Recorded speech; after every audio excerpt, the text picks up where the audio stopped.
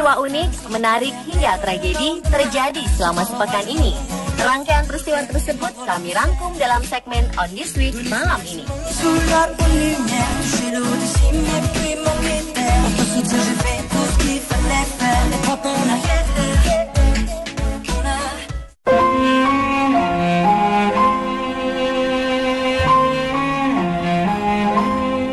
Dunia hiburan tanah air kembali berduka. Jumat sore lalu, Olga Syahputra meninggal dunia karena penyakit meningitis dan kanker getah bening yang dideritanya sejak setahun terakhir. Kabar duka ini disampaikan oleh Vera, manajer Olga melalui media sosial Twitter. Innalillahi wa inna ilaihi roji'un. Telah berpulang kesayangan Mak Olga Syahputra pada jam 5:17 sore di hari Jumat. Minta doa buat kesayangan Mak. Demikian tulis Vera dalam akun Twitternya. Olga dikenal sebagai komedian, pemain film, dan penyanyi ini meninggal di Rumah Sakit Mount Elizabeth, Singapura dalam usia 32 tahun. Pria kelahiran Jakarta 8 Februari 1983 ini terkenal dengan tingkahnya yang kocak, membuat Olga dicintai banyak orang. Diketahui juga Olga merupakan orang yang baik dan dermawan. Ia tak pernah lupa untuk menyumbang dan membantu orang yang kesulitan. Komedian dan presenter ini pun membangun karirnya dari bawah. Olga pernah menjadi asisten penyanyi dangdut Rita Sugiarto. Setelah kira-kira setahun bersama Rita, kemudian Olga mulai banyak mendapatkan tawaran kerja. Mulai dari sinetron Si Yoyo hingga pembawa acara Ceriwis bersama Indra Bekti dan Indy Barens. Orang pun semakin mengenal sosok Olga. Pria yang memiliki nama asli Yoga Syahputra ini pun mulai warawiri di berbagai acara televisi. Olga sudah dirawat sejak Mei 2014. Hingga tutup usia, kakak dari Billy Syahputra itu pun tak pernah sekalipun pulang ke tanah air. Sebelum terbang ke Singapura, artis serba bisa itu pernah berobat hingga ke pengobatan alternatif. Tapi benjolan di lehernya semakin membesar. Pada pertengahan 2014, Olga dinyatakan menderita kanker kelenjar getah bening. Ia pun disebut-sebut menderita meningitis atau radang selaput otak.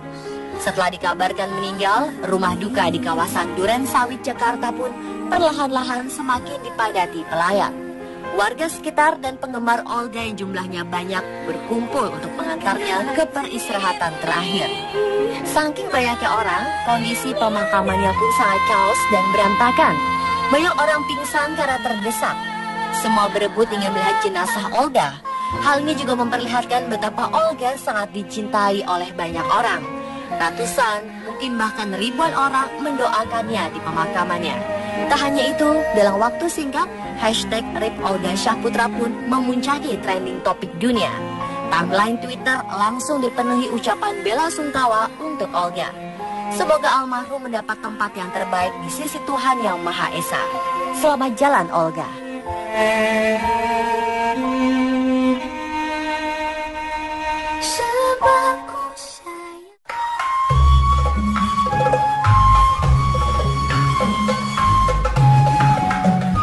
Di Jepang, ada Maru, anjing putih yang bertugas sebagai biksu kepala di kuil Tosuwanji, Yamaguchi.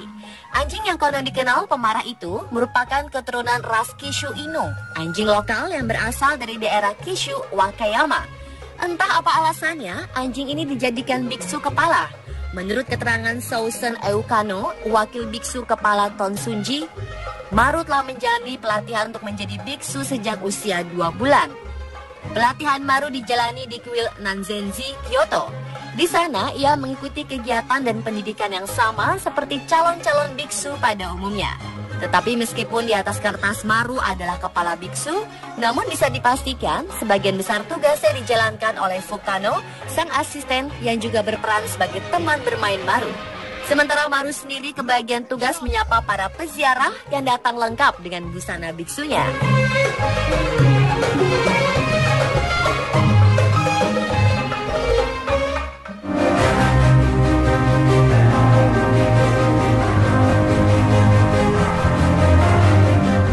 Siapa yang tak heran bila ratusan ikan di sebuah akuarium raksasa tiba-tiba mati dan hanya tersisa 1 ekor saja. Fenomena aneh ini terjadi di Tokyo. Ilmuwan pun dibuat kebingungan.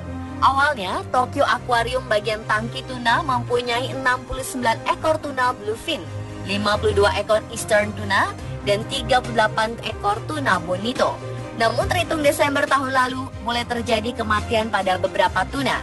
Hingga pada pertengahan Januari 2015, jumlah tuna di tangki akuarium tinggal 30 ekor saja, padahal tangki itu berukuran sangat besar, yaitu berdiameter 30 meter dan mampu menampung air 2.200 ton. Anehnya lagi, ikan terakhir yang mati diketahui menghantamkan diri ke tembok akuarium tanpa sebab pasti. Ikan itu pun akhirnya mati akibat kerusakan tulang belakang. Ilmuwan Jepang yang menyelidiki kasus kematian massal tuna ini mengaku belum menemukan jawaban yang pasti. Beberapa faktor yang diduga menjadi penyebab adalah stres, lampu akuarium, dan racun di dalam air. Namun semuanya masih belum bisa dikonfirmasi kebenarannya.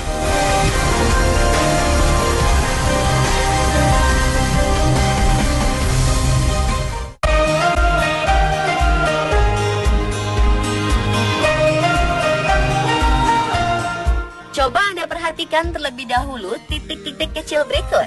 Nampak aneh bukan? Pantai yang cukup luas dihiasi titik-titik kecil yang nyaris memenuhi seluruh area pantai. Itulah perilaku unik burung yang ditemukan di pantai Patagonia, Argentina. Ada lebih dari 5.300 pasang burung laut Imperial Cormorant mengerami telur di sarangnya. Kurang lebih berlokasi di area seluas 2.000 meter persegi. Gambar titik-titik kecil itu diambil menggunakan drone atau kamera dari udara oleh sejumlah peneliti yang mengamati perilaku burung tersebut. Para peneliti pun mengaku sudah melakukan pengamatan selama 10 tahun terhadap burung tersebut. Uniknya, saat diperhatikan dari dekat, jarak antar sarang burung ini berjajar rapi dan beraturan.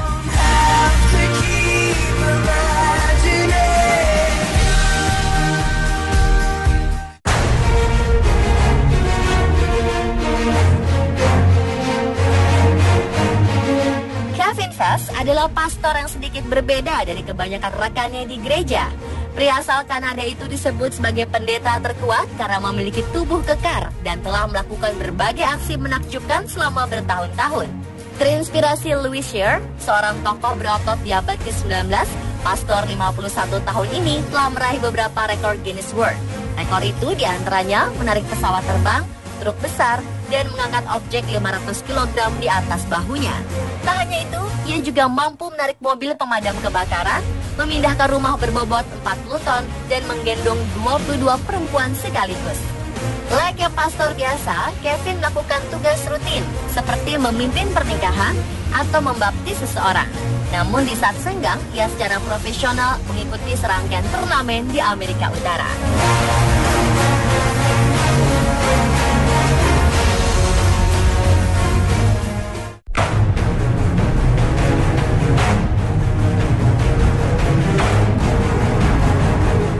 Gedung ambruk setengahnya dan yang lainnya terbakar di New York City. Karena sebuah ledakan, asap dan api keluar dari gedung bertingkat 5, sementara petugas pemadam kebakaran menyiram bangunan. Daerah di East Village, Manhattan, dekat New York University pun diungsikan. Gedung yang diketahui apartemen serta 3 apartemen lainnya di sekitarnya ikut terbakar. 3 dinyatakan sudah ambruk dan 1 lagi masih terbakar dan sebagian ambruk. Penyebabnya disinyalir adalah ledakan gas.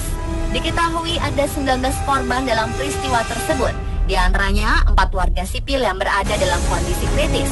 Pemadam kebakaran sempat kewalahan memadamkan api karena terlalu besar. Beberapa kali pun mereka terpaksa mundur dan mencari cara lain untuk memadamkan api.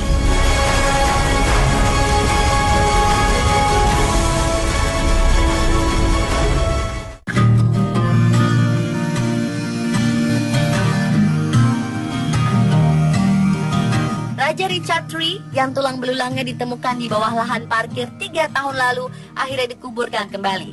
Richard III adalah Raja Inggris terakhir yang meninggal dalam peperangan.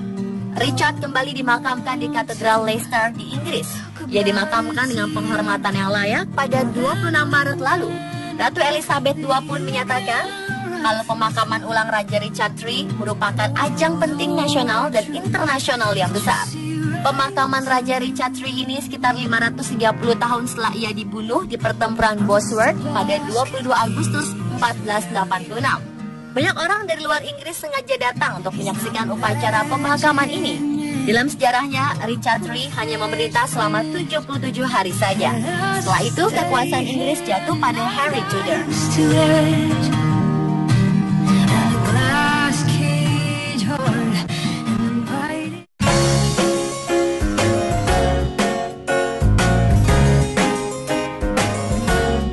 Botol kaca umumnya digunakan untuk menyimpan minuman salah satu champagne. Namun botol bekas champagne ini tidak dibuang sia-sia. Oleh seorang pria dari Chelyabinsk, Rusia, botol-botol bekas ini diubah fungsinya menjadi dinding dari sebuah rumah yang cantik. Botol champagne memang sering terbuat dari kaca yang kuat dan tahan cuaca yang berganti-ganti. Mungkin prinsip inilah yang diambil Hamidullah Ilchibaf dalam membangun rumahnya. Pria berusia 52 tahun ini pun punya maksud tersendiri untuk membangun rumah yang terbuat dari 12.000 botol champagne ini. Ia ingin memperingati anak laki-lakinya yang meninggal pada usia 18 tahun. Rumah dengan ukuran 99 meter persegi ini akhirnya terwujud dengan perjuangan mengumpulkan botol champagne selama 3 tahun. Hasilnya, warna hijau yang ada pada botol menimbulkan cahaya yang cantik ketika tertimpa sinar matahari. Belum lagi menurut Hamidullah, kekuatan dari dinding rumah ini bisa bertahan hingga 100 tahun. Uniknya, biaya pembuatannya 5 kali lebih murah daripada dinding biasa. Setelah selesai membangun, Hamidullah memberikan rumah ini kepada anak laki-laki tertuanya. Pemirsa, itulah On This Week versi On The Spot.